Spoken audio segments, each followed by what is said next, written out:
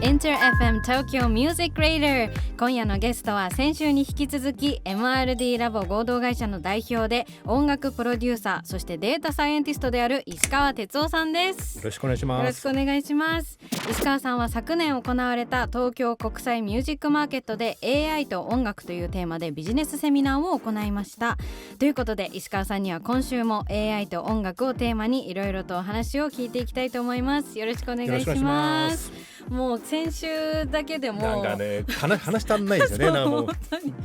もうちょっとプロデューサーの顔チラチラ見ながらもっと話したいみたいな気持ちでギリギリ収めたんですけれども、先週の話はですね、AI によって音楽業界や制作方法などに様々な影響を与えてきたという割と嬉しいワクワクするようなお話をいっぱいさせていただきました。前回もちろん考え方は昔と変わってなくて、いわゆる人間がプロデューサーがやってきたことを今 AI が取って代わってやっている部分が多いみたいな話も伺ったんですけれども、やっぱり一般的に AI が音楽業界に入ってくるっていうのを聞くと、まだなんか新しいこと始まるとか、ちょっとそれってどうなのみたいな意見も少なからずあるとは思うんです。で、その AI が音楽制作、音楽の分野で問題点がもし今あるとしたら、いろいろあるかもしれないんですけども、それはどういうところなんでしょうか。そうですね、これもたくさんありますね。前回話したところで言うと、やっぱり進化が激しいので、問題点といえば課題が追いついてないというところもある。そんな中で一番やっぱり大きな問題は生成 AI のところにいます。で、生成 AI っていうのをちょっとおさらいすると、今既存のもの、過去のアーティストの方が作ったものとか、もしくは画像でもいいですね、それをコンピューターが分析して、それを、パターン化して、言い方が言うと引用しながら混ぜてコラボしちゃうんです、作っちゃうんですね。で、これはやっぱりすごく大きな問題があって、でこれは一番大きいのは著作権の問題ですね。誰のものなんだっていう、AI が作ったものっていうのは、誰のものなんだ。でこれはちょっと後でもう少し詳しく話しますが、その背景にある一個の大きな問題は、著作権法の中の30条の4っていうのと、30条の4、それは複製権ってなんですね。で、複製権っていうのは、他人が作ったものでも一時的に、例えば、電波が弱いからといって一回ダウンロードしたりするじゃないですか。あれは、その人のものを持ってきちゃうわけじゃなくて、自分がそのコンテンツを聞いたりとかするのを、効率よくするために、これは許されるんです。いわゆる複製してるんですよね。そうか、一応ダウンロードではあるから、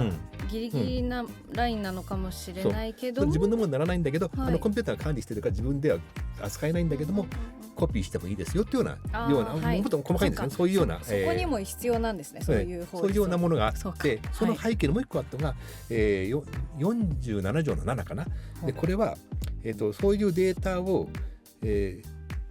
AI とかもしくは次の新しいプロダクトを作るために解析していいですよという、という法律があるんですね。法律っていうか法律が緩くなったんですね。でこれは実はしばらくの間日本だけだったんです。他の国は絶対ダメだったんですけど、そうだったんです。でこのとこちょっとだんだん緩くなってきたところがあって、でここが一番大きな問題なんです。で何が問題かというとですね、やはりクリエイターの人とそれを今度売っていく人と考え方が違う、立ち位置が違っていて、クリエイターの人はやっぱり自分たちが作ってきたものを、なんかもちろんそれに未来を作るということでいうと賛同してるんだけども、言うば俺なんか作ったものでやってんだったらちょっと俺の中にもちょっと分け前ちょうだいよと思うじゃないですか。というようなものがあるので、そこのとこが非常に大きなクリエイターの方としては、で次にもう例えば、映画とかコマーシャルとかで、BGM が欲しいっていう人たちは、すごいローコストで作れるようになったりとかするので、その立ち位置によってもっと一般の立ち位置ありますけど、その立ち位置によって考え方しちゃう。それが著作権ですね。でもう一個すごく今後大きくなってくるのが人格権ってなんです。人格権、いわゆる楽曲誰かのもの、パブリックドメインっていう誰でもないっていうものがあるんですけども、必ず誰かのものなんですね。でそれ誰かのものの前提というのは人であることが大事なんです。そう思ったんですよ。なんかその作詞作曲を、どこまで 生成 AI にやってもらうかにも多分寄ってくると思うんですけど、例えばそのパーセンテージが多くなった時にそれって誰の曲って言えるんだろうとか、ちょっとそこが不透明というか、ここがまだ全然決まってないんです。東京そんな話もちょっとしていきたいと思うんですけども、はい、その人格権で、人格権っていうのはいわゆる、これはいろんな国でもう言われてるんですけども、AI が作ったものには人格権がないんです。AI には人格権が与えられてないんですね。そうなんですね。これはもう日本でもそうです。そうですよね。パソコンだってそしたら、そうですよね。AI が持ってたら、じゃあその財産どこ行くの、その AI を作った人に行くのかみたいな話になっちゃいますもんね。AI は人じゃないってことなんです。完全に。これは大きな問題ですね。あとはそうですね。あとは、いわゆる、AI の問題点っていうところですけど、AI っていうのは他の楽曲を学習してるんです。もう何万曲、それをいろんな形で学習してる。で、逆にこれが進んでいくと AI がそれを学習したものを作ったものをまた学習しちゃうという、なんていうかな、いわゆる音楽でいうハウリングが起きるわけですね。それで AI の言ってることはハルシネーションといったいわゆる間違った情報をどんどん自分たちでいっぱい作っちゃったものがいいとして、これはいいもんなんだとどんどんもう間違っていって、間違うっていうか、そうなんていうか、一番大きな問題になっていく AI の作り方としては。そうか、だから人間今までだったらその AI は01はできないっていうそこまでは言えないですか？それちょっとこの話は01もできないことないんです。音楽ってものすごく数学的なんでね。音程も14回の方がいて、あとはタイミングもグルーブとか別とすると、16分音符ぐらいで分けられるじゃないですか。ってことは、マトリックスの中に置けるので、ランダムにやれば、そうか、それはできてしまうか。どうでもいい曲になっちゃうけど、でもそれはもう20年30年目からやってるんで、それとはレベルが違うんで、最近そのスノー AI とか知ってます？スノー AI ってその音楽生成 AI ってあるんですけども、これはすごいですよ。はっきり言って。どういう聞かないと分かんないですけど、例えば春の日で失恋しちゃって、なんだけど、まだ未練があったわけだってみたいなこと書くじゃないですか。プロンプトって言うんですけど、書くと本当にもう数秒で、もう超ハイクオリティな音楽が出てくるんです。というのがあって、これはちょっと実はちょっと問題の一つとして、実はここが今大きな問題になってて、いわゆる大手3大レーベル、ソニー、ユニバーサル、ワーナーというのがアメリカの方でこういうサービスとしてどこを訴えてるんですね。今控訴になっていて。そうなんですね。いわゆるそこも、人格権とかそのものもあるんですけども、もっと大きなところで言うと原版権っていうのがあるんです。原版権。原版権というのはその元を作ったのは、いろんな法律では、そのさっきの何十条のいくつみたいのでいいでしょってなってるけども、これ作ったのはなんかお金かけて出しただけだから、これ勝手にいじられちゃ困るよみたいなところ、その反面でも未来を作んなきゃいけないみたいなのがあるので、勝手にやんないでくださいよという裁判なんでね。それが営利目的であろうとなかろうというところが今の大きな問題だという、いろんななんとかなんちゃら権なんちゃら権がいっぱい来てて、ここが早すぎて追いついてないんです。どんどん先にやってるからこそ、いつの間にかそういえばこういう問題もある、こういう問題もあるみたいな状態になっちゃってて、なんでさっき言ったすごい、いっぱいあります、いろんなあるんですけど、それの5年前ってもうどうでもよかった。本当にね、もうこれだったらいいよ別にだったにぐらいのクオリティだったの。ここね、数年とてつもないスピードでクオリティが上がるというか、クオリティが変わったというか、もう本当なんかこれでいいじゃんっていうぐらい。いや、私も実はチャット GPT に、自分たちのグループの楽曲の歌詞、教えてって言ったら、同じそのタイトルを入れたんですよ。ナギレンの Wink and Thumbs Up の歌詞をって言ったら、Wink and Thumbs Up っていうタイトルの全然違う曲が返ってきて、でもなんかいいんですよ、ちょっとね、いいんだよね。これがちょっと励ましソングになってるんですよね。これがね、本当まだ僕も含めて理解が追いついてない、いいものをいいとは悪いとは言いたくないじゃない。でもいいと判断したのは自分だから、もちろんそこに自分の人格はあるんだけど、でもそれをで儲けちゃっていいのっていうというところの塊がちょっと長くなったけど、問題です。しかも私たちは現時点でこれは AI がちょっと加わったものだっていうのを聞いただけで分かることないじゃないですか。そうね。だからそこがまたさらに難しかったりしますよね。ただここはねちょっと僕も AI のどうやって作ってるかっていうところも結構話してるんだけども、やっぱりねクオリティはすごい高いんだけどどっか頭打ちがあるの。やっぱりそれ以上良くならないところっていうのがあって、やっぱり素材がなくなっちゃう。新しい前回突然変異という、人間って流れの中じゃなくて急になんかとんでもないことやりだしたとか、想像もつかないアーチとか売れたりとかさ、こういうことがあまり起きないので AI の中はなんか平均的なもう本当に88点ぐらいの人がいっぱい出てくる。となるとみんな88点になっちゃって、ってことは88点で0点になっちゃうんですよ。みんな同じだから、というようなことが起こりやすい。いろんな膨大なデータとその情報数字は入るけど、でもその経験を元からしか作れないからってことですね。経験してないことは作れないから。あとみんな同じになっちゃうクオリティが、だから面白くなくなっちゃうの、みんなまあまあの歌詞書くし、みんなまあまあの曲作ってると、そしたらまたなんか新しいことに石川さんがちょっとこれ変えたいなって言って始めることになっちゃうかもしれない。ここは大きなので、今日も話になるけどそこをちゃんとやっていかないと、やっぱりこの権利というものよりも、どうしても付き合っていかなきゃいけないものなので、どうやって付き合っていくかってことを話していくという、考えていかなきゃいけないのはすごくある。もしかしてそれもグラミー賞の新ルールで、AI は受賞できないというふうにも明文化されたそうなんですけれども、その理由ももしかしてそういうところが来たりするんですかね。それはもう間違いなくグラミー賞っていうのは、いわゆる人というものはすごく大事にしてるんですね。人を権利を守っていたりとかする、というところなので、あれはレコーディングアカデミーでしたか、アメリカのね、そこがやってるんですが、そこの声明だとすると、やはり人を守るというところでいうと、さっきの人格権によくかかってくるのかな。やっぱり人でないものは、やっぱり、受賞させられないという、ただおそらくこれも、考え直さなきゃいけないタイミングはいっぱいあるんだろうなと思う、というのは先ほどちょっと話してましたけども、AI が作ったものをちょっと後から多分編集したりとか、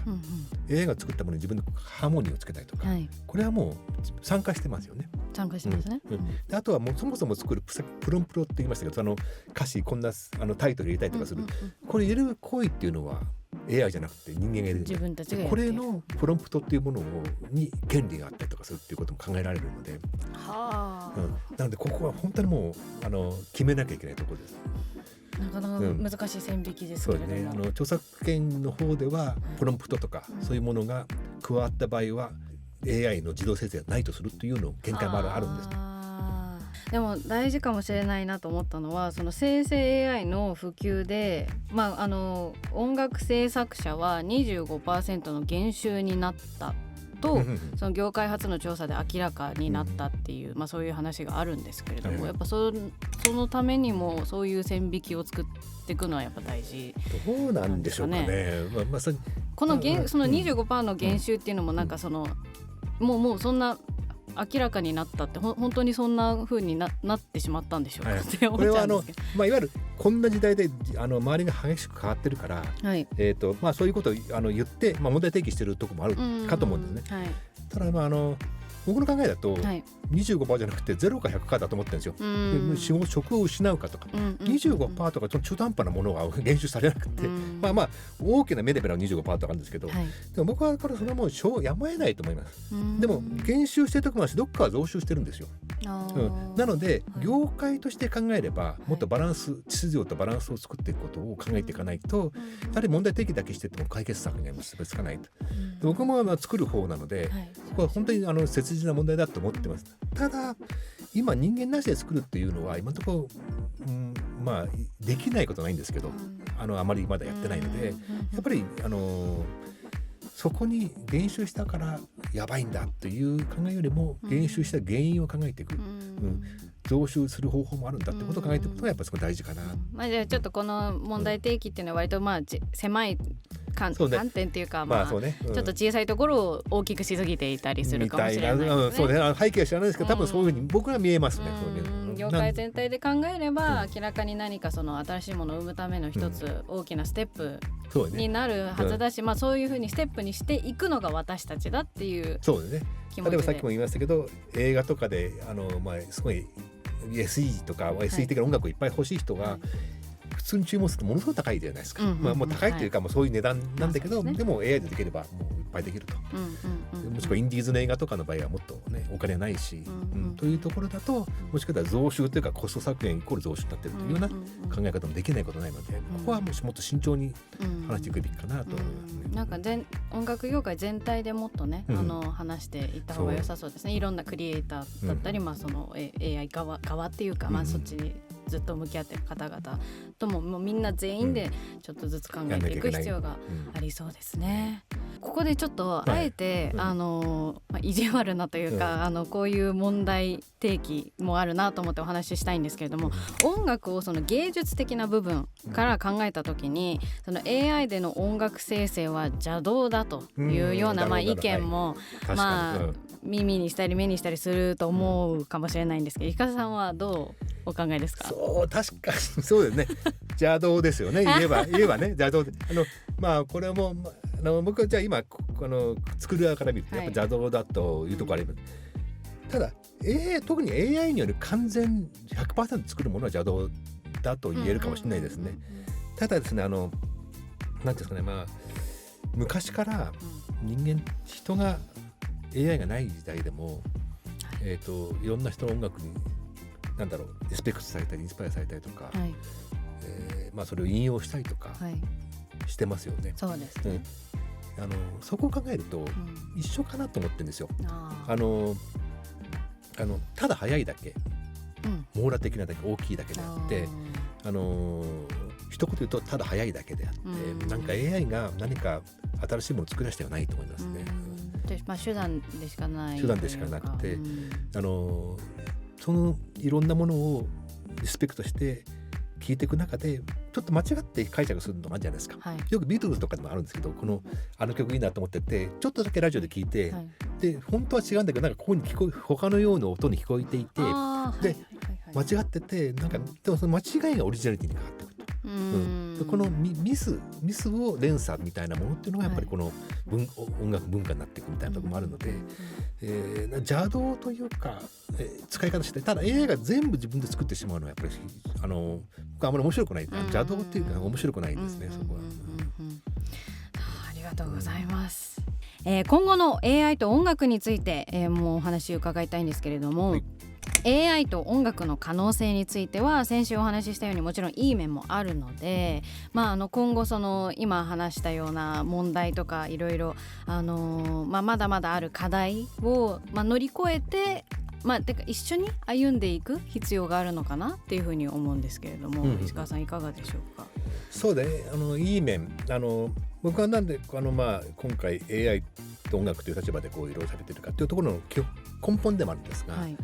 やはりすごい期待するんですね。音楽がもう何十年も50年も同じなんですよ。なんとなくもちろん芸術なので、例えばペインティングとか、習字でもいいんです。そんな変化あるもんじゃないんだけど、やっぱり音楽ってファッションと同じで風刺してるんですよね。なのに変わらないっていうのがちょっと退屈なんですね。で80年代は僕の中では録音技術がもうすごく進化したんですよ。それまでは一発録音って言われる、みんなでせーのってやって指揮者がいてみたいなのが、だんだんマルチトラックって言われる、じゃあ最初ドラム取って、次ベース取ってみたいな、でこの進化が音楽を変えていったんですね。でこれがもう完成してきて、でもっとデジタル化してきて、もう20年間変わってないんですよ。ここが自分の中で退屈で、なんでここはやっぱそういう新ジャンルができる。で新ジャンルって何かっていうとですね、いっぱいあります。例えば音楽ってやっぱりなんていうかロムにするっていうのはいわゆる焼き付けますよね。作ったものをコピーして、なんだけど、もしかしたらリアルタイムに変化する楽曲があっていいんじゃないのと。例えば、今日彼女と一緒に、デートするんだけど、そんな曲ちょうだいみたいな、なんとかさみたいな、とかいうデータを与えることで内容が変化していく、というような楽曲もあっていいんじゃないかとか、例えばもう本当にそれワントゥワンの曲ですね。自分のために作ってくれる。でこれは、今までの音楽というものを形にしていくという考え方では全然ないんだけども、可能性としてはそういうことができる。AI で、パーソナライズができていく。なんか最近ディズニーとかもそうだけど映画とかで国のリージョンを変えると、単なる吹き替えの文字が変わるだけじゃなくて中の画像に入ってる文字がその国の文字に変わったりするんですよ。あれってやっぱりリアルタイムレンダリングって言うんだけど、そういうものでいくとやっぱり寄っていってる、だから進化しようとしてるんですね。だから音楽も進化しようとしていいんじゃないかと思って、なんか5% の曲だったら名前入れ替えるってみんなやってたじゃないですか、これをいろんな人にやってもらいたいとか、ようなものができてくるかなというふうに思う。だからそのパーソナライズが面白いですね。その人特有の、例えばじゃあ私は寝る前に必ずゆったりとした曲を聴きたいんだけど、でもかといってなんかゆったりしすぎてると気持ちも落ち込んできちゃうからちょうどいいぐらいのを作ってくれみたいなことを言って、それができるようになるってことですね。で今日はちょっと夜ケンタッキー食べたんで、ちょっと胸がますみたくとちょっとそういうのこういうのがある曲書きます。そんなのあるのかな。そういうのとかね。あともう一個はね、逆に AI を生成 AI というのを前面に出して、生成 AI を使って作った音楽のいわゆるグラミー賞があっていいんじゃないかな。AI 部門みたいな。前なんとか P ってやつ、ボカロ P あれもやっぱりボカロを使ったっていう前提で、そうですね、だから AI を使ってどれだけいいものを作れるかっていうものをやるのも多分一つの次の新ジャンルというか、ちゃんとそれをやっていけば単なる AI を使うのじゃどうってさっきもあったけど、そういうんじゃなくていけるんじゃないかなと。やっぱり可能性を潰さないで自分たちで広げていくっていうことがすごく大事ですね。全部何かいいものがあるかもしれないからって言って、まずはそうやって人間今まで多分いろんなことやってきてるわけですし、想像力ですね。やっぱり想像力、あとは変えていきたい、もうリフレッシュしていくっていう気持ち。あともう一個これはもうリアルな話なんだけども、例えばApple Music とか Spotify とか今大きなサブスクなんで、そこで昔は音楽を聴くときってアルバム、曲で探していくときもあるけど、その人のアルバムで探したりするね、検索する。そうですね。だけど最近はプレイリストで検索する人がアルバムで増えてきた。でいわゆる音楽を流通される一番最大の、枠っていうのはプレイリスト。ただそれも実は2025年今年から海外のヨーロッパとアメリカでテストが行われてるんだけど、AI プレイリストっていうのになってきた。いわゆる今の話だと同じ、用意したプレイリストを選んでくるんじゃなくて、今日今何したいってことをプロンプトで書き込むと、いわゆる動的なプレイリスト、というのが、これはこうなるといいんじゃなくて、もう実際に、日本はまだ来てないんだけど、多分もう近い将来来て音楽の聴き方が大きく変わる。逆にそれ以外で音楽って広がっていかないっ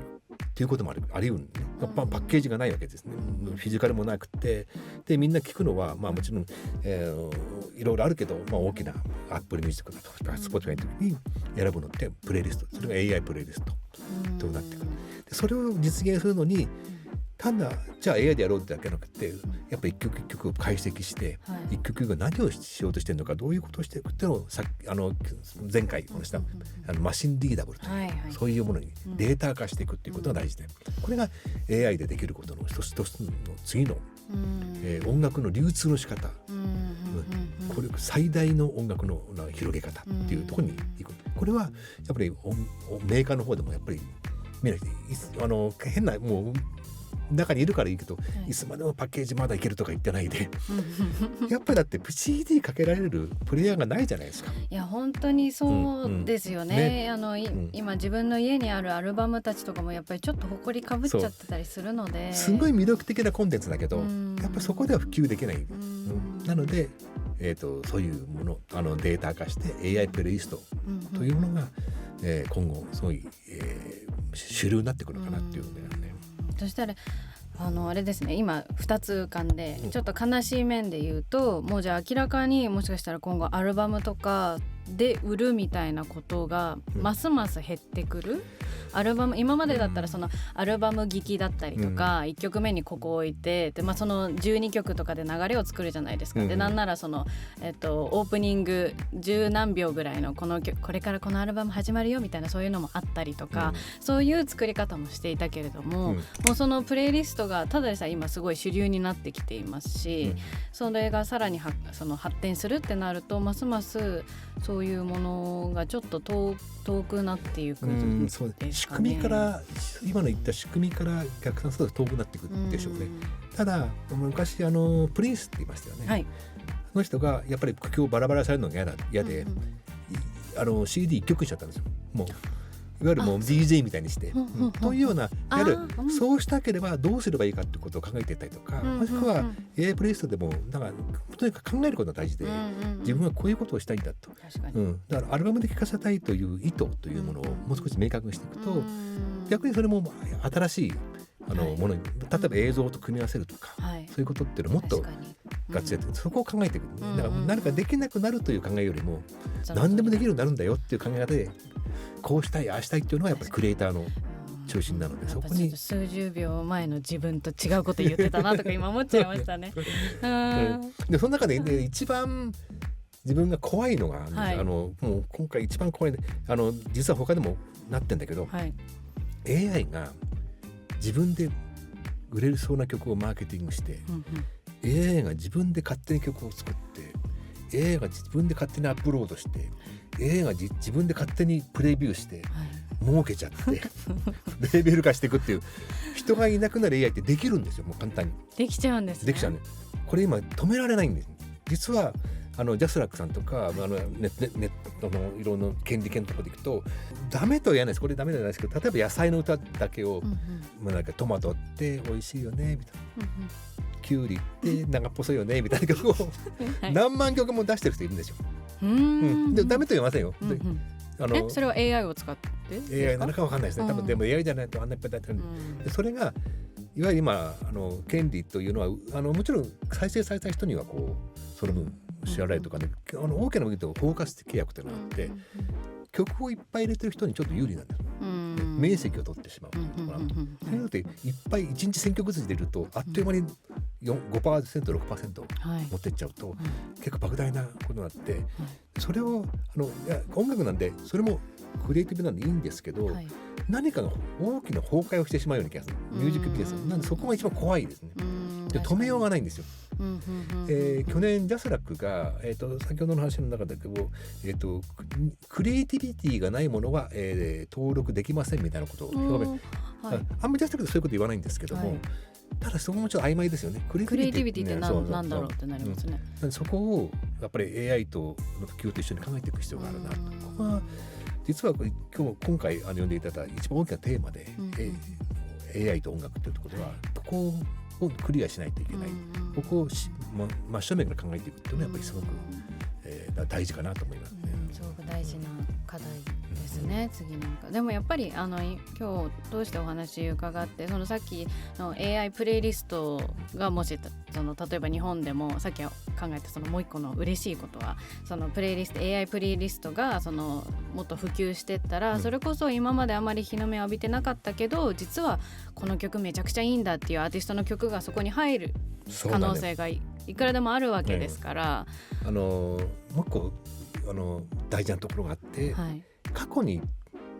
売れた曲はあるけど、売れなかった曲っていっぱいアーカイブ中のことで、これって時代によっては今ありますよ。今の J-POP が結構海外で売れたりとか、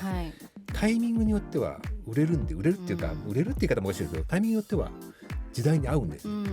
でもこれって全部は見てらんないんですよ。もう難しいですね。ただこれを AI によって分析して、いわゆるリリースっていうんですかね、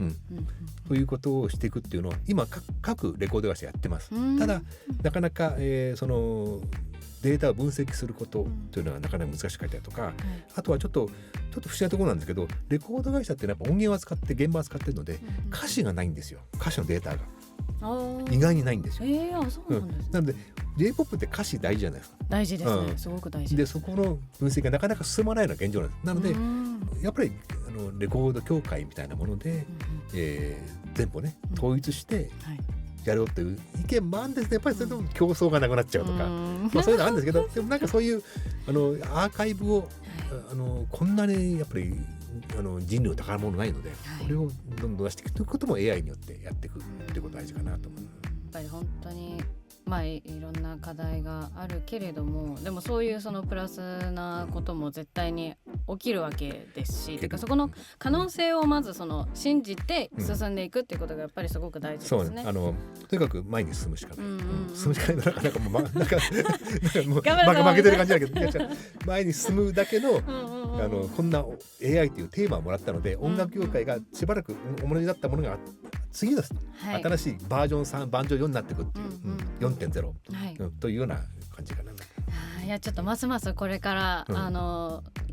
AI 生成 AI の動きがちょっと気になるところになってきます。2025年だけでももしかしたらね、今お話ししてたことがめちゃくちゃすでに当たり前になって2025年12月にはまた全然違うトピックで生成 AI と音楽について話せるかもしれないですし、次のグラミー賞は AI 部門が出てくるから、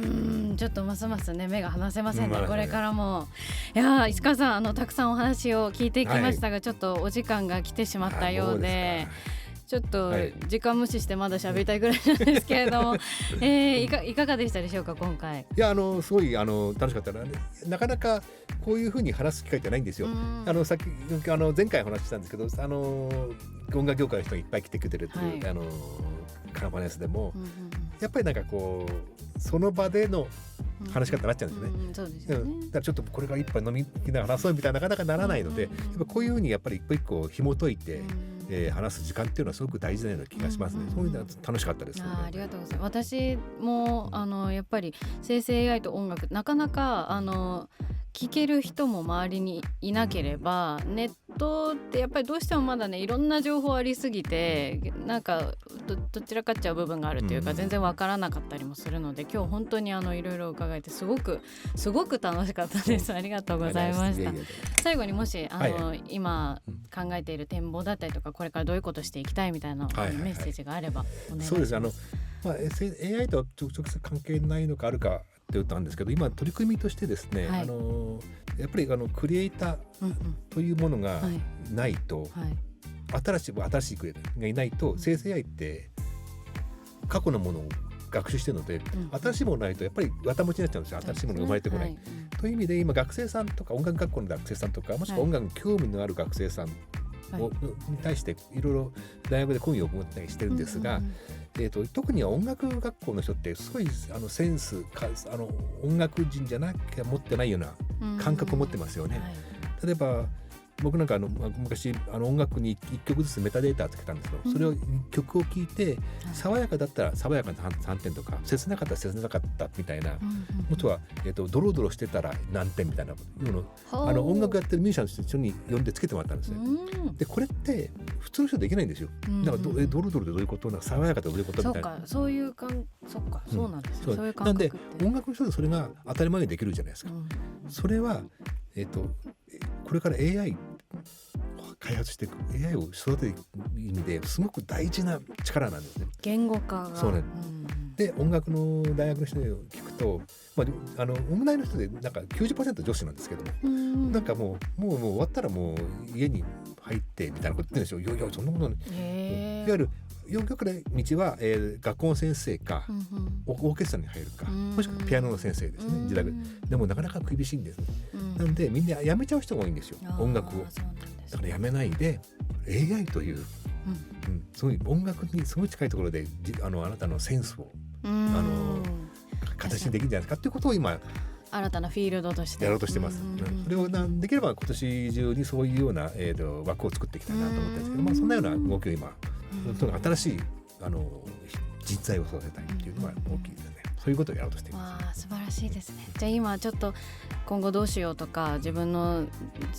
才能を信じたいけどどこに持ってったらいいかわからないっていう人たちにとってはすごく大きな希望になる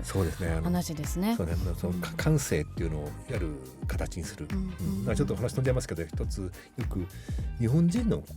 オノマトペってわかります？サラサラとか、ブツブツとかモフモフとか、これって世界的にすごい注目されていて、そうですね。化粧品とかもそうですよね。フランスの大手化粧品も、なんかこれつけてもらってどう思うって言葉をオノマトペって日本人の若い人を使うんですよね。なんかベタベタ知ってるけどなんかなんかもうふわっとしてるみたいな、こういうのがすごく大事で、日本人ってこの言葉のそのニュアンスがすごくいっぱいあるんですよね。よく音楽で切ないってすごく使うじゃないですか。切ない。でもこれよくあるんですけど、英語に訳せないんで切ないっていう難しいですよね。というような言葉のもっとオノマトペが実はすごく AI の発展にで、音楽だけじゃない、そういうような感覚を形にしていくっていうのをこれからやっていきたいなと思っている。